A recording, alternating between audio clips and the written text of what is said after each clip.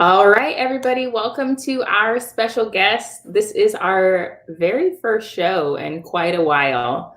But today we are going to be talking to Cassandra, who is a music and entertainment lawyer. I know normally we do these kind of like interview style, but I feel like there's a lot of knowledge that can be gained from Cassandra. So instead, we are going to do an open forum Q&A. We had people submit their questions for Cassandra on social media yesterday. So we have quite a few questions that are already prepared to be asked. But if you guys that are tuned in have any questions, just submit them in the comments. We'll make sure to get to as much as possible. Like I have mentioned before, normally lawyers have a consultation fee, so definitely tap into the fact that you guys are getting free advice from an expert. Cassandra is really highly regarded, not only in music and entertainment and law, but also within our community. She represents quite a few people that are within the BeatStars community. So with that being said, Cassandra, if you want to, I guess, introduce yourself, introduce your background. Sure. Hi, everyone. I'm Cassandra Spangler. As Jasmine mentioned, I'm an entertainment attorney, primarily in music. I've been an attorney for about 10 and a half years. Before law school, I worked at a couple independent labels. I worked at a booking agency, and I worked at a record store back when record stores were still around. And then I'm also a musician myself. I'm a drummer. So that's kind of where my background is and how I got into doing music law. And now I represent a lot of artists, producers, managers, indie labels, that sort of thing. Cool. That's really cool. I didn't know that you played an instrument yourself, especially drums. That's really badass.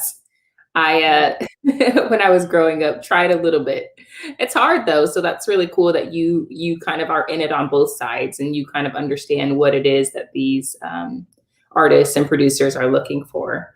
So with that being said, I guess I'll ask you the very first question, which is, what is a music lawyer and what is it that you guys do?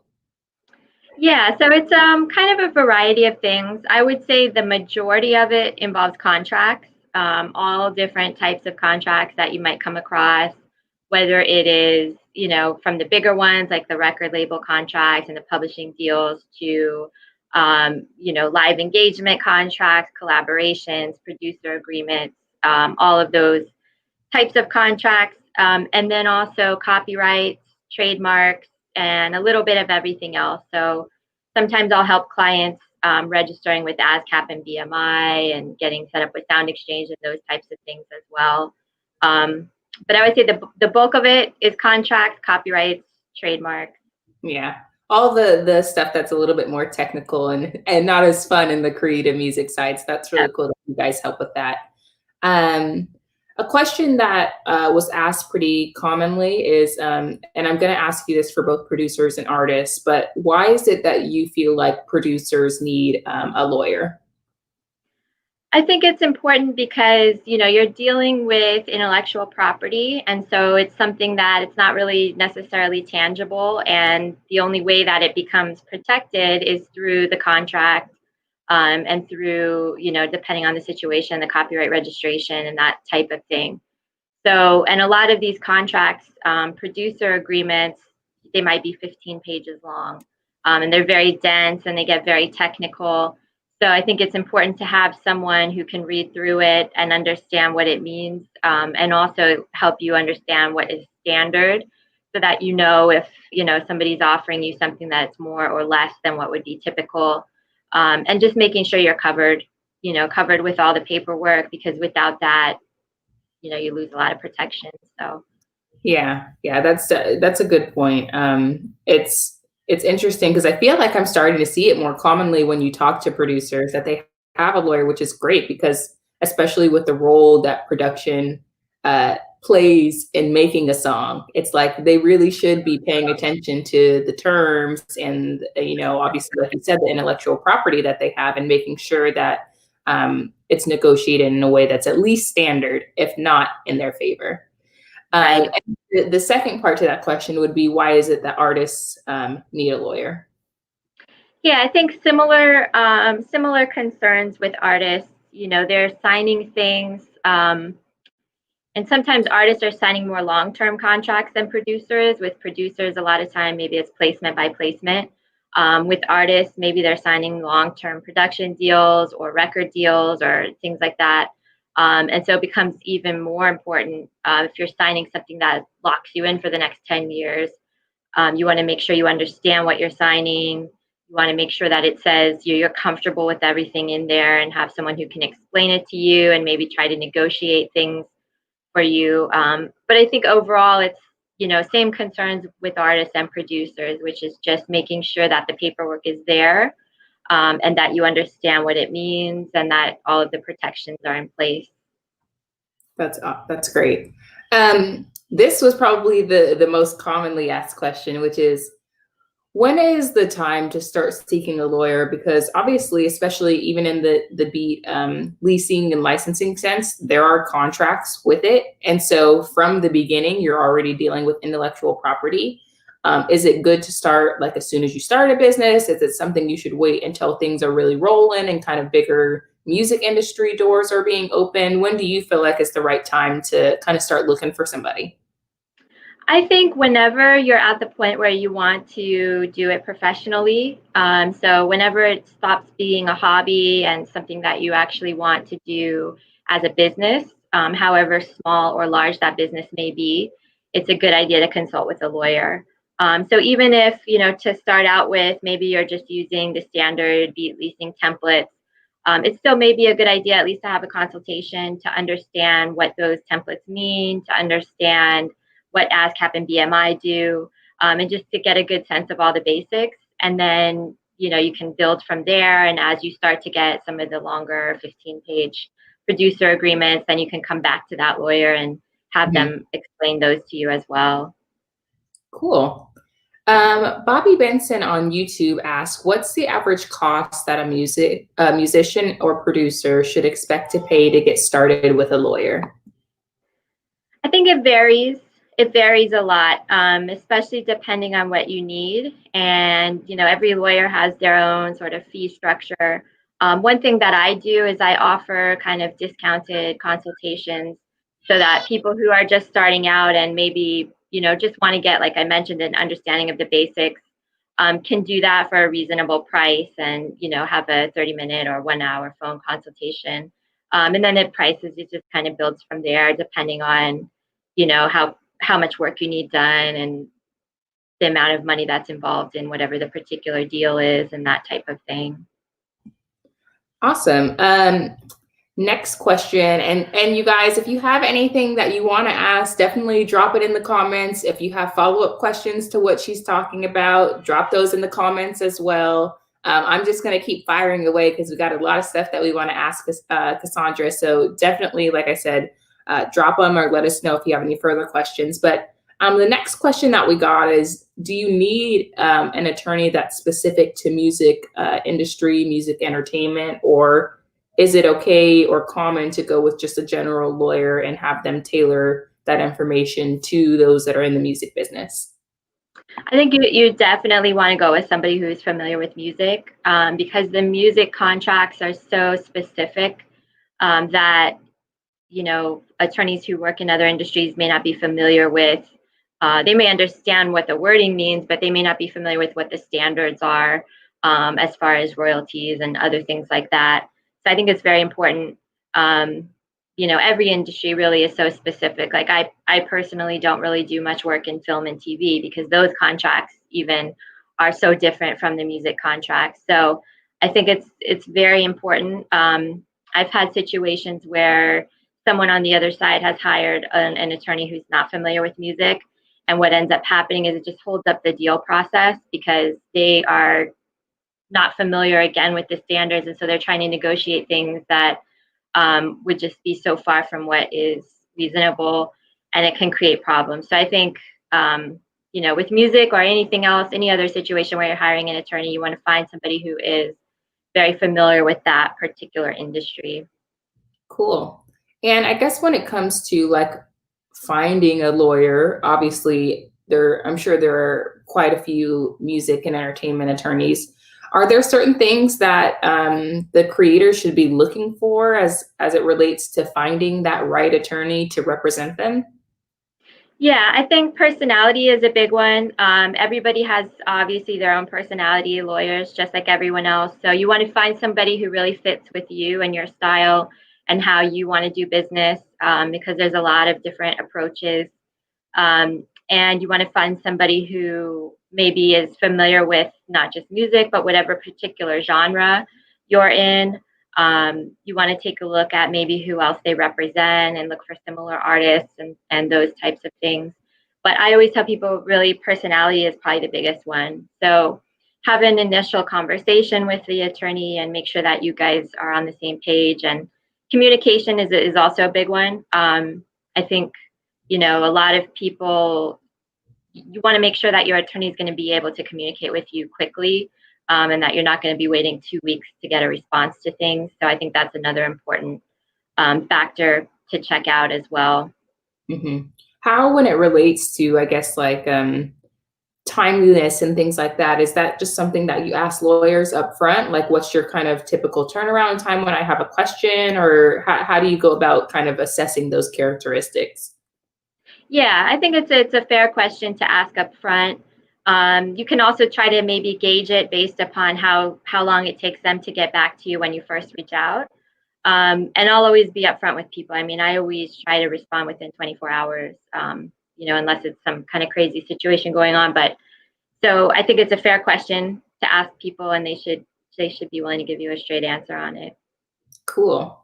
And then with that being said, I guess kind of some of the more general questions that were asked. One being, should artists and producers trademark their name?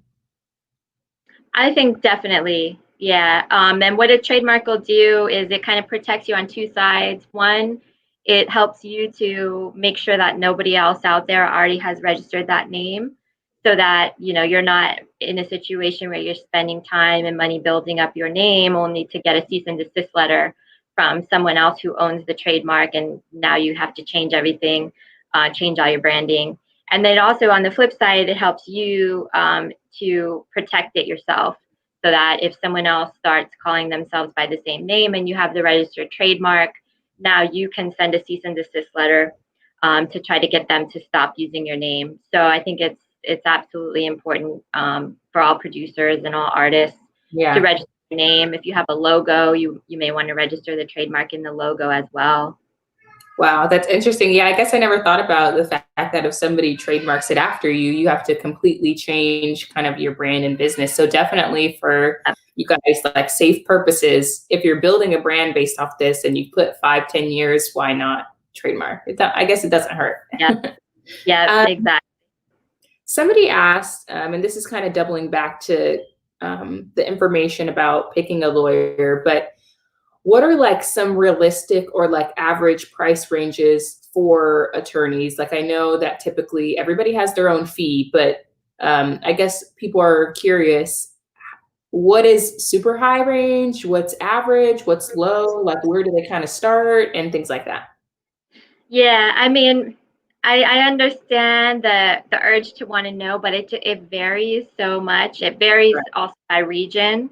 So, if you're in New York or LA, it's probably going to be more expensive. I would say for that, it's also a fair question to ask when you first reach out to attorneys. Sure. Ask them, because there's different kind of fee structures. Some people will do an hourly fee, so that all the time spent is just billed on an hourly rate. Other people do a commission where it's just percentage based. Some people may do some combination of the two. So I would say when you start reaching out to attorneys, ask them what type of fee structure do they use. If it's hourly, what is the hourly rate? Do they require a retainer upfront is another question that you can ask. And I think you'll find a very wide range. Cool.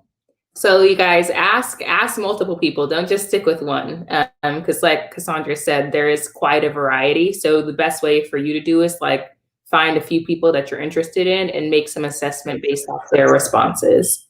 Yeah. Another question that we got from Narcos Beats was asking kind of, how do you deal with legislation, because there's producers that are, overseas and dealing with artists in country, artists overseas, and producers in the US. How do you kind of deal with the different legislation between, I guess, this global community of creators?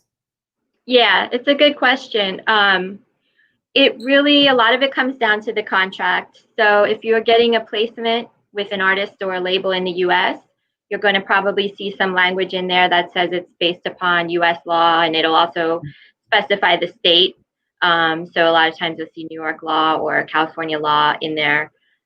So in that situation, even if you're overseas, you're probably going to want a US attorney because the contract will be based on US law, and vice versa. So sometimes if I have a client who is offered a deal in Japan, and it's a Japanese contract with Japanese law applying to it, I will always recommend to people, you may want to consult with a Japanese attorney as well, because some of the laws, especially a lot of the intellectual property laws, they just vary so much. Some countries have little to no protection for copyrights and trademarks.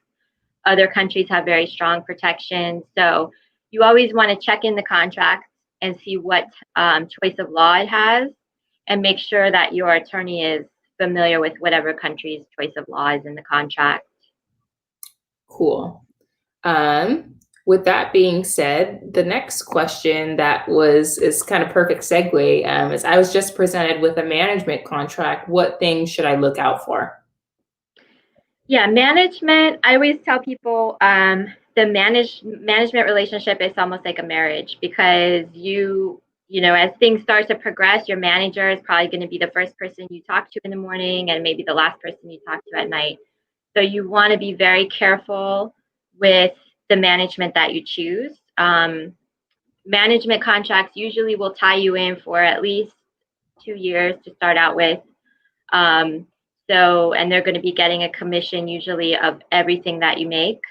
So you want to make sure that it's someone who, again, that your personality clicks well with them.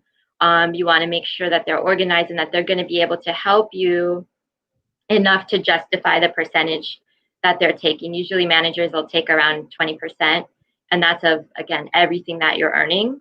So you really want to make sure that it's someone who's going to justify taking that percentage. It's a good manager can make such a huge difference in someone's career. So it is a very careful choice that you want to make. You don't want to rush into it. But as far as the contract itself, I would say check and see how long it lasts. Do they have options to renew it? And what type of a commission are they taking? Great, thanks for sharing that info. Sony asked, who is the arbitrator involved in management agreements? I'm not sure I understand. So you mean if there's a dispute that arises? Yeah, I think so. Okay. Yeah, in that situation, some contracts, management contracts and others will have like an arbitration clause, which means you can't just go straight to court. You have to go and try to resolve it with an arbitrator. Other ones don't have that. Mm-hmm. So ultimately, the thing that I always try to make sure people understand with contracts, whether it's any type of contract, is that once you sign it, it's a legally binding document. And even if the other person breaches the contract, you can't just get out of it unless there's some clause in there that allows you to terminate it. Otherwise, you've got to go to court, which is very expensive and time consuming. So that's another consideration to make whenever you're negotiating any type of contract, is maybe adding in, especially management contracts, some kind of termination. If this happens or if this doesn't happen, then I have the right to terminate the contract. So with management contracts, sometimes if your goal is to generate a certain amount of revenue, or if your goal is to get a major tour or get a record deal, sometimes you can add a clause in there that says if I don't have a record deal by the end of the first 2 years, I can terminate, that kind of thing. Just some kind of safety valve, so that you don't have to go through arbitration or you don't have to go to court to try to get out of the contract. Awesome. That's a really good point. Yeah, it's kind of like a good safeguard to have from the beginning so that it doesn't have to get to that point that it's too messy and you're spending all the time and money in court. So that's definitely good to know.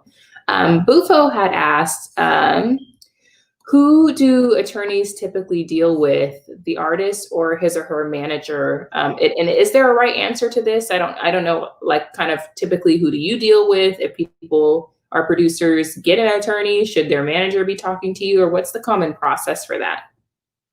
Yeah, I would say it does vary somewhat depending on, some producers and some artists, they just only want to focus on the creative aspects and they don't want to deal with, they want to deal with as little of the business and legal side as they can. So in those situations, I will mostly communicate with their manager. Although I'm always careful because even at the end of the day, the producer or the artist is the client, then I have an obligation to make sure that they are, kept up to speed on everything. And so, even if it's mostly communications through the manager, I'll always make sure to copy the artist on the email and that type of thing. Um, but yeah, once there's a manager in place, I would say a lot of times majority of communications between the lawyer and will happen between the lawyer and the manager. That's really great to know. Somebody also asked, I often co-write with other artists. Should we sign an agreement before the co-writing sessions? I mean, as a lawyer, I always like to say yes, but I understand that in reality, sometimes that doesn't go over well. Sometimes people get offended if you're collaborating and you ask to sign a split sheet before you even get started. So, I mean, my lawyer answer is ideally yes. The sooner you can have those splits agreed on, the better, because you don't want a situation where everything's done and ready to go, and now you're fighting over the splits, and that can hold things up. But at the same time, it's kind of a balance. You want to be able to sort of read the room and the particular situation, and you don't want to be too aggressive about asking for the paperwork too soon. Sure. But in any, even if it's just an email where you're agreeing on the splits, or sometimes people who collaborate all the time, they'll just have an agreement where they're going to split everything equally, and that makes things easier too. So, I mean, yes, it's safer for you to have it done ahead of time, but not always practical.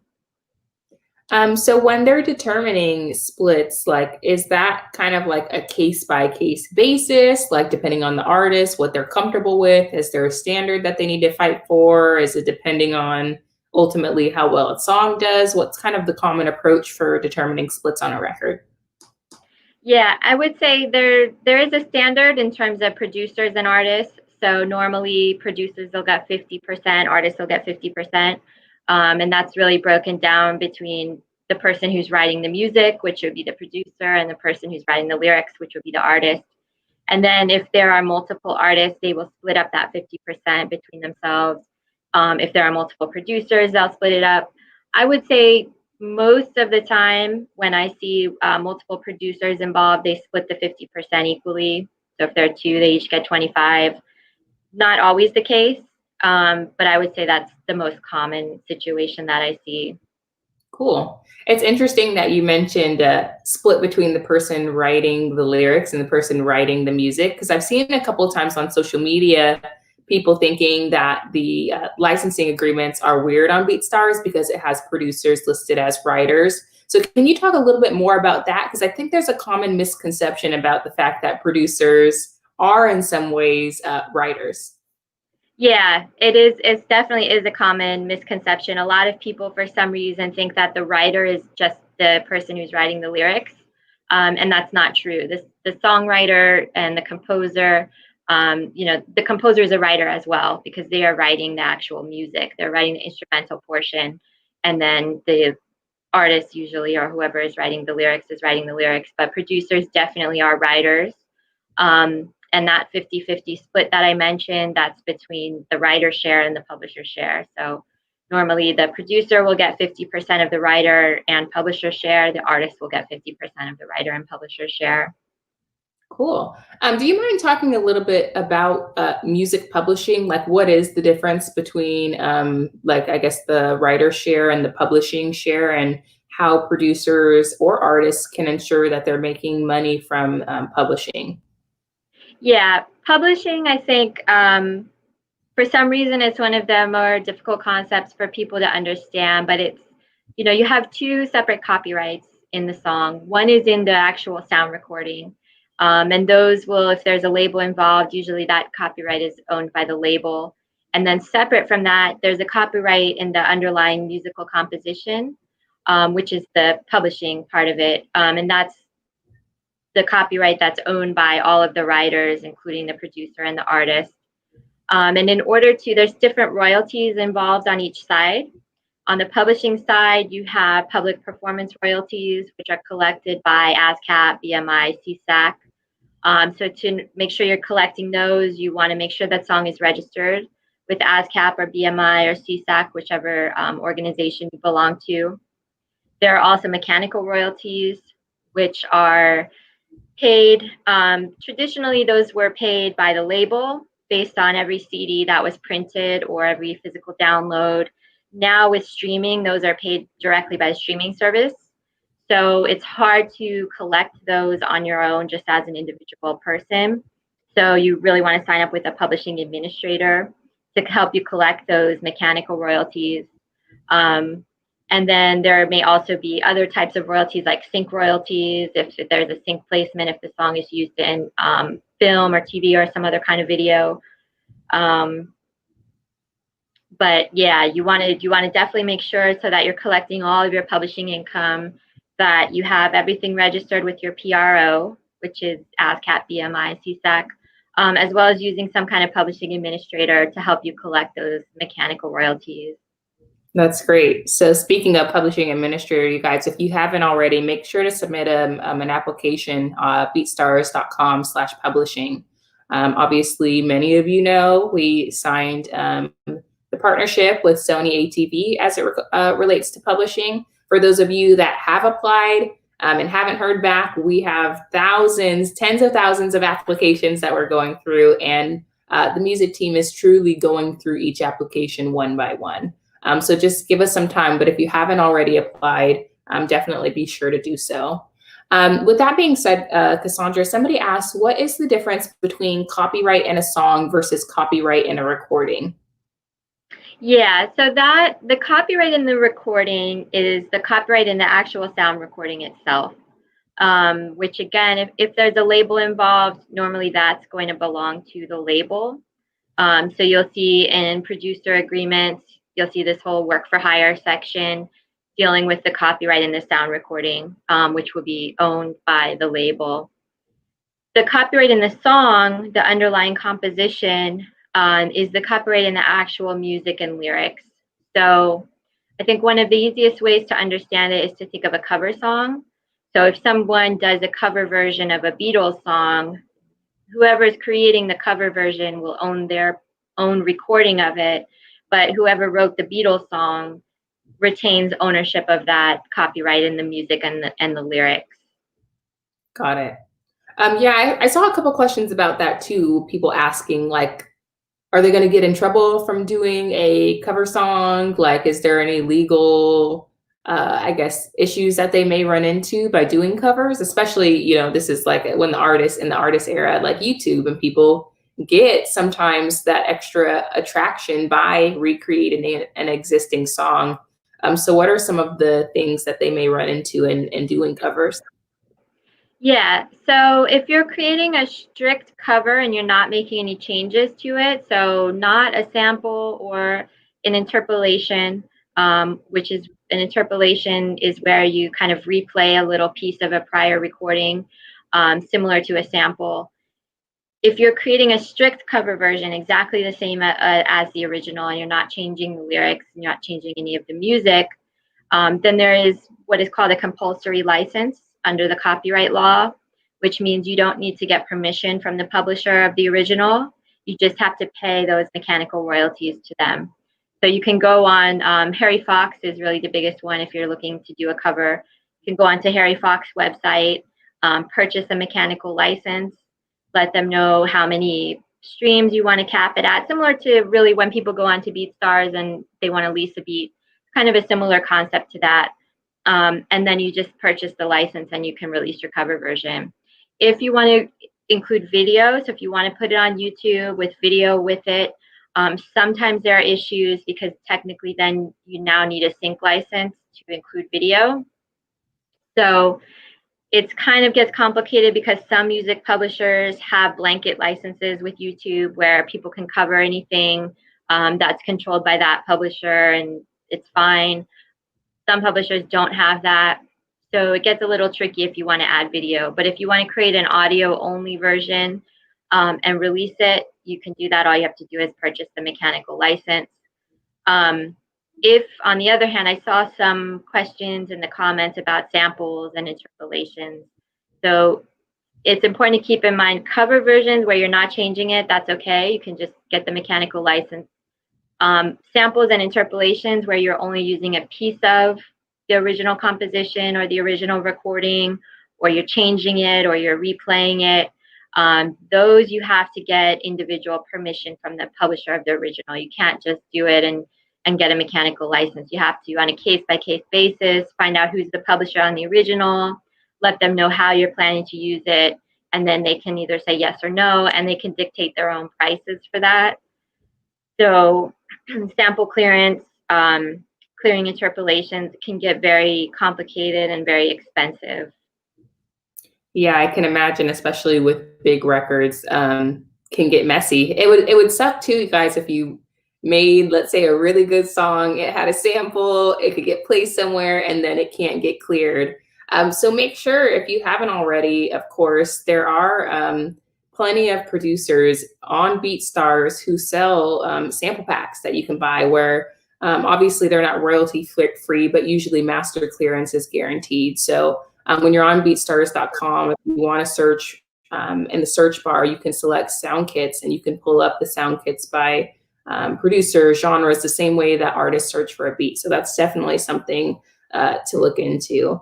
Cassandra, another person asks, does your beat tag protect your beats, or do you need to copyright every beat? That was from Sion Thomas on Facebook.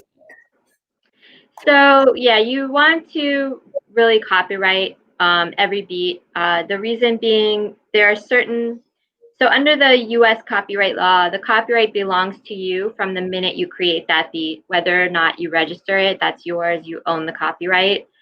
However, if you don't register the copyright within either before you release the beat or 3 months after at the latest, then you lose some kind of protections if you ever need to bring a copyright lawsuit.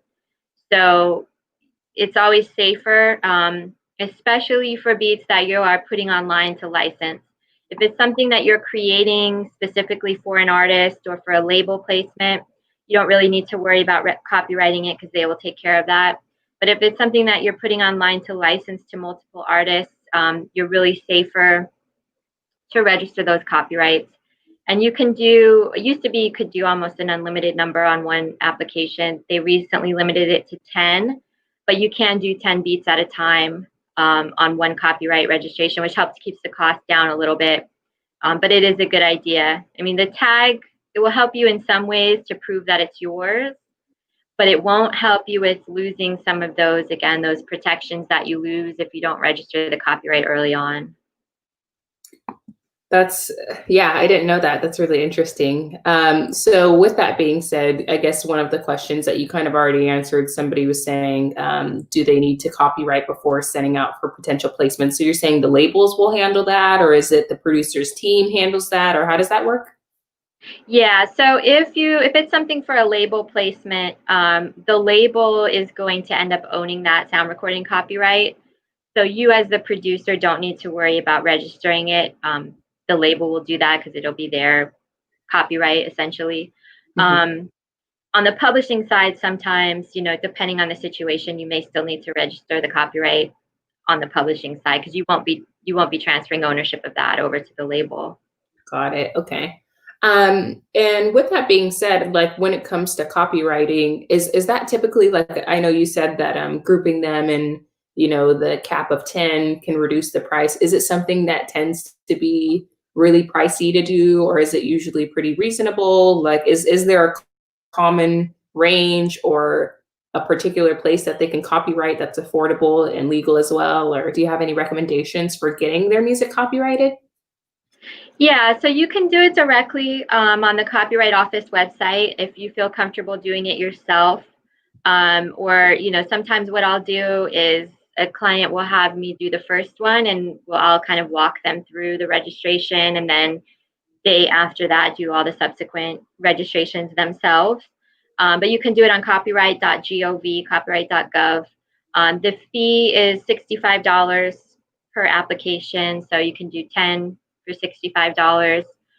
If you don't feel comfortable doing it yourself, you can hire a lawyer to help you do it, to make sure it's done the right way. Especially, I would caution people if there are multiple people involved, or if you're copywriting something where there's an artist on there and they're on the beat and you want to copyright the completed track.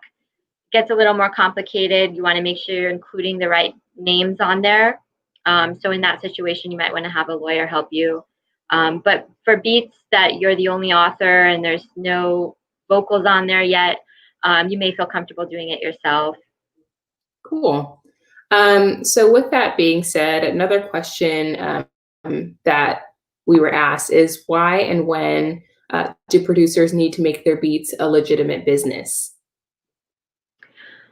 I would say, again, whenever you're ready to do it as a business and not just as a hobby, it's a good idea to do. And I think what maybe they mean by the question is, when should you start an LLC or a corporation? Mhm. Which I think it's always good to do it early on, because a few reasons. One, it helps to limit your personal liability. So if you own a house or if you have a 9 to 5 job where you're earning a salary, you want to protect those separate assets from any kind of liability that might come from the music side. So if you don't have an LLC and you're just releasing beats as an individual and you get sued, say for copyright infringement, maybe you used a sample that you didn't clear, they can take your house, they can take money that you're earning from your 9 to 5 job. If you do an LLC or a corporation and you keep everything separate, you keep all the music stuff within the company, then it's a lot harder for them to try to get any assets outside of that. So that's the main benefit. It also just kind of sometimes looks more official if you have an LLC. So I always recommend that people do it sooner rather than later. And as things start to really progress for you, you eventually may want multiple LLCs.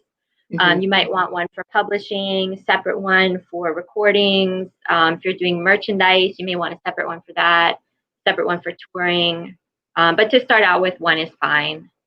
Cool. That's really great to know. Somebody asked also, what are the key things or most important things to include in beat leasing licensing contracts? Obviously, that standard template is created that really helps secure a lot of the basic stuff. But is there anything additional that they should be adding or you'd recommend making sure is in a contract when they're licensing out their beats? Yeah, I think it's important to make sure you're keeping your half of the publishing. Um, it's important to make sure there's a credit provision in there so that the artist has to say, produced by, and then your name. Um, and you may want to, when you're doing leases, you may want to put some kind of a clause in there that allows you to terminate the license if so. Sometimes I see a lot of producers are granting non-exclusive licenses to multiple artists, which is fine. But you may want a clause in there that allows you to terminate those licenses so that if an artist comes to you and wants to buy the beat, you can terminate all those non-exclusive licenses and sell it exclusively to someone else. Because otherwise you can't do that. Once you have those non-exclusive licenses out there, you can't then sell the beat to another artist. And then also maybe build something in so that if it ends up getting picked up by a major label at some point, you can renegotiate the terms. So you don't want a situation where you're leasing something to an artist who is unsigned and up and coming for a small fee because they're up and coming, and then suddenly 6 months later the song blows up and gets picked up by a label and it's charting. You want to be able to get compensated for that.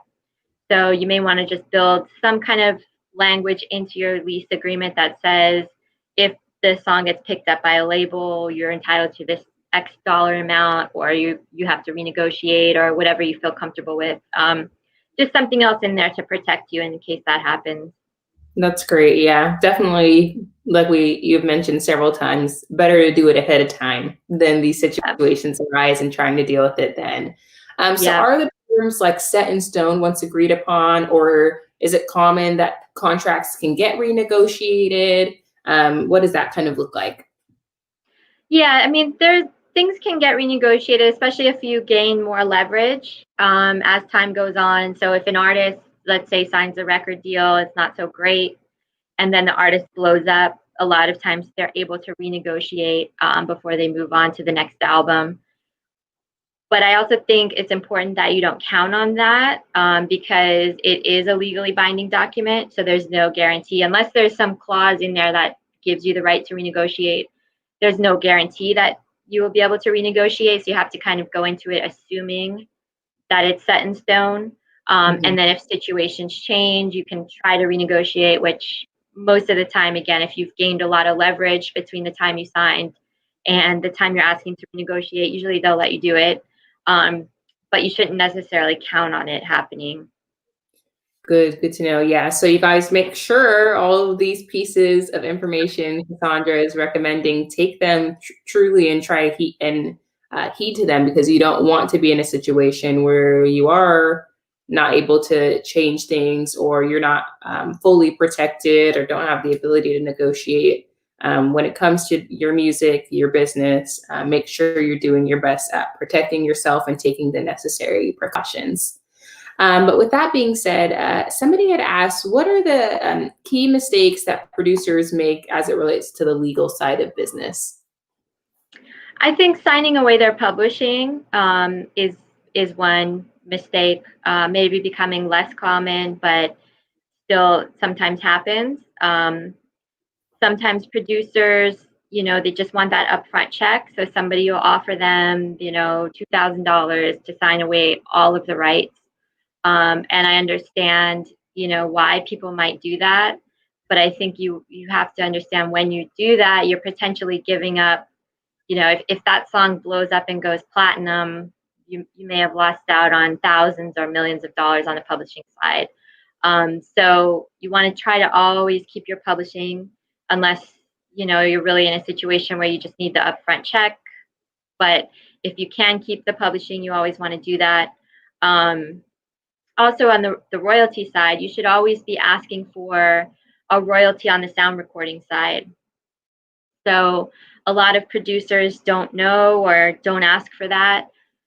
And it's important, again, it's important in case the song blows up, because you'll then be getting checks on the publishing side, and you'll be getting a check on the recording side from the label.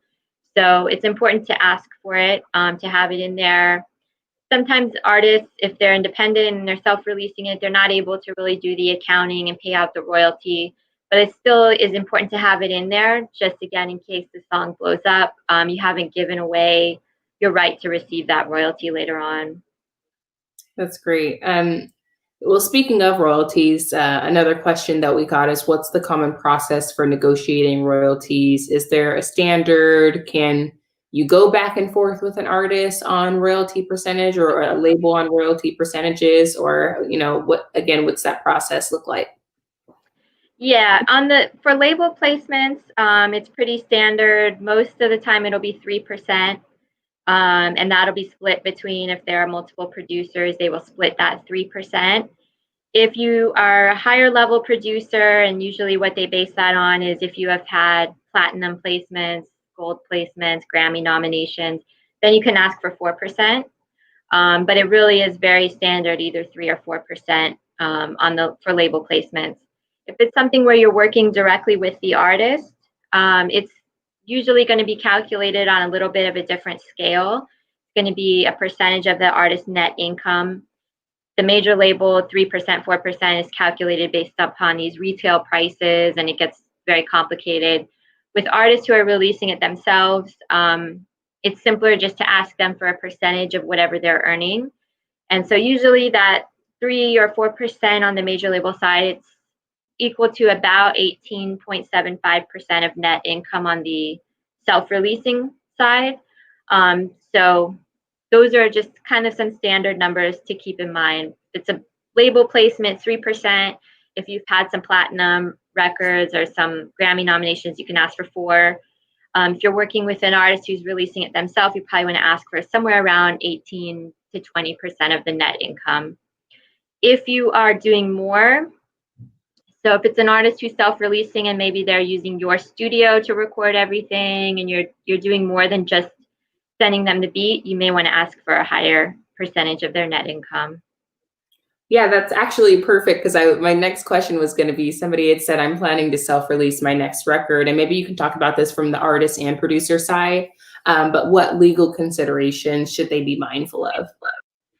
So you want to make sure, if you're the artist, you want to make sure you have agreements with every producer who is on there, every feature. If you have other artists coming on and doing features, you want to make sure you have contracts from them before you release it. And then once you have all those contracts in place, you also want to register the copyright in the album. And you want to make sure it's registered with ASCAP or BMI, as well as Sound Exchange. And then you can put it out. Cool. Well, on the opposite end of self-releasing, one of the questions was, should I sign a record deal? What things should I watch for in a recording contract? Yeah, recording contracts get very tricky. A lot of that, if it's a major label contract, it might be 50, 60 pages long. Indie label, maybe it's 20 pages, but it gets very complicated. So, you want to just a very broad overview. You want to kind of look at how long does it last? How many albums or how many years am I going to be locked into them? What kind of advance are they giving? Are they going to be guaranteeing a certain recording budget, a certain marketing budget? Is it a 360 deal? So are they taking a percentage of your publishing and your touring and your merchandise sales, as well as just the recording, which is common nowadays? So you want to kind of look at all of those things. And I would say you definitely do not want to sign a record deal without a lawyer. Because they're just, again, they're very dense and there's a lot of stuff in there and they're very long term. So it's something that you really do want to consult with a lawyer before you sign it. I guess I'm curious, just from your own experience, when you're negotiating contracts on behalf of artists and producers, how much back and forth is there usually in trying to get some terms that are great for both parties? Mm-hmm. It can be, there can be a lot, especially with record deals where they're 50, 60 pages long. There can be a lot of back and forth. For, producer agreements, maybe there's just 1 or 2 sets of back and forth revisions. But yeah, it can sometimes, and depending on how responsive the other side is, it can sometimes draw out for a long time. So I'm curious too, if like when somebody was talking about co-writing and things like that and not having the agreement set up beforehand, if the work is done first and the agreement is done later, are the artists or whoever it may be allowed to do anything with that music before a contract is signed and negotiated by both parties? Technically, the copyright will belong by default. So before there's anything signed in writing, the copyright is split equally between anyone who worked on it. So if you have 2 people collaborating, or if you have, let's say, an artist and a producer who collaborated and there's no contract, then the artist or the producer can go out there and use it and release it. They just have to split any income equally. So yes, you can, you would, but then everything's going to be split equally. So there may be somebody on there who just is, doing a couple ad libs in the background, but because they're on the recording and there's no contract, they're entitled to an equal portion of everything.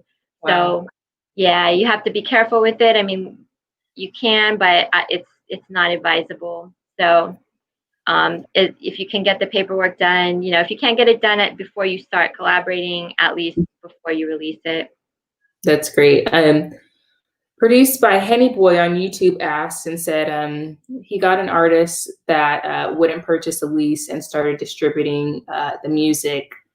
He tried to contact United Masters but haven't gotten a reply. Is it safe to assume that he should copyright his work and sue?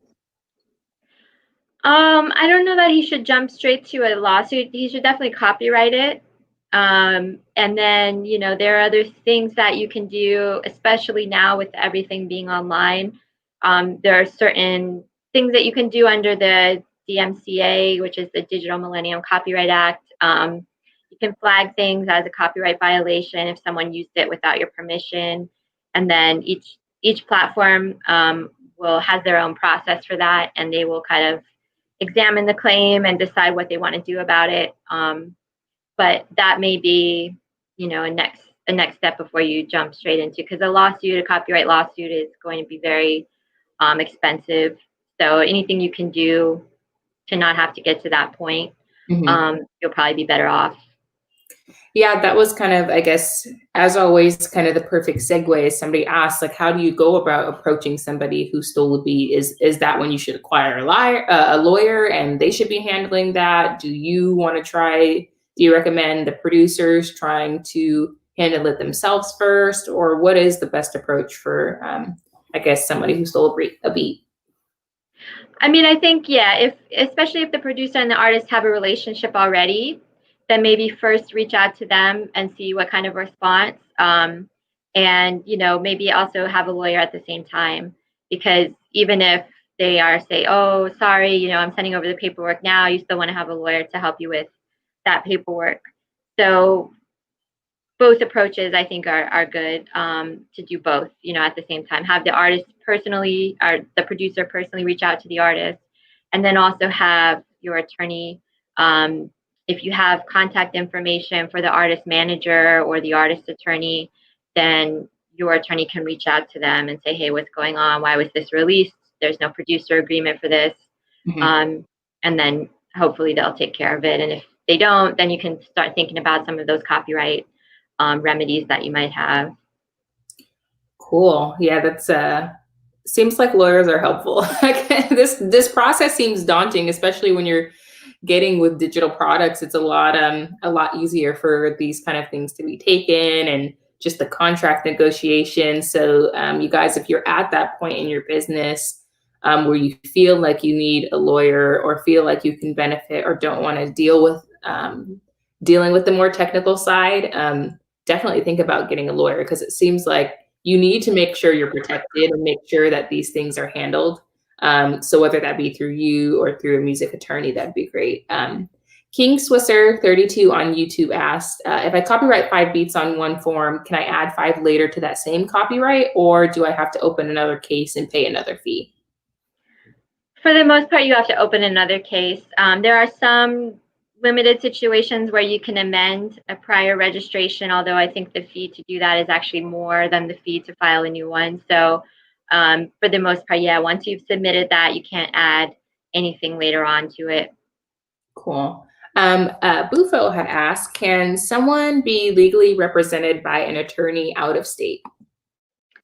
It depends on the situation. So if you are negotiating with a label, say, and the label is based in California and you live in Utah, you can have a California attorney because they're dealing with a California contract. So it's kind of case by case. You might want somebody more local to you for more reasons than one. I mean, nowadays everything is mostly on Zoom anyway, but if you want to be able to come into the office, and if it's something that's state specific, then you're going to want a lawyer that's in your own state. Yeah. So when finding like the international lawyers, does that typically, because it seems like that's probably handled by people who are a little bit further in their career, is that something a lawyer can help with, finding another lawyer to look at contracts that may not be placed in their home state or home country? Definitely. Yeah. Sometimes lawyers will bring on, let's say I have a client again with a Japanese contract. I may help them find a lawyer in Japan, and then maybe even just me and that lawyer coordinate and discuss, what the implications may be under Japanese law. But yeah, your main lawyer, so to speak, can help you if you need lawyers in other areas or other geographic locations. Cool. With that being said, you guys, I'm surprised. I feel like this conversation has been like 15 minutes, but we're already almost to the end of the hour. So I know that there was a lot of questions we didn't get to, both those of you who submitted on social media and those of you that are watching on the live stream. Cassandra, do you mind telling people where to find you on social, your website, or anything like that, if they have any more questions that they might want to ask you or schedule a consultation with you? Sure. Yeah, my website is cspanglermusiclaw.com. And on there you can find all my contact information, email, phone. My Instagram is cspanesq. So C-SPAN, like the TV channel, ESQ. Twitter is C-Spangler Music Law. And then Facebook is facebook.com/music attorney. So you can find me. And I think if you go to my website, you can find all the socials on there too if you didn't catch it. And again, that's cspanglermusiclaw.com. Cool. You guys, I put it in the comments, but she said it several times. Definitely make sure if you have questions. Like I said, she is very highly regarded. And obviously, Cassandra, we really appreciate your time. The fact that you are giving out this free knowledge and allowing us to ask questions. So you guys, if you want to set up a consultation, definitely reach out to her.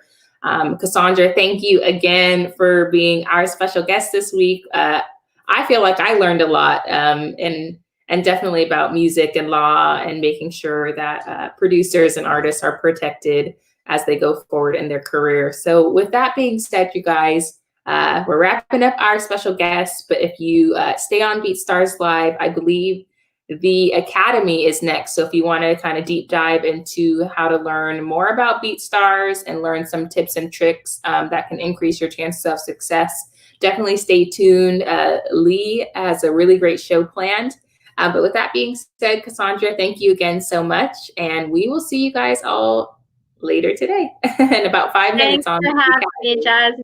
Great speaking with everyone. And please, feel free to get in touch if you have any more questions. Cool. Thank you guys. Have a great week. And we will see you at the Academy in 3 minutes.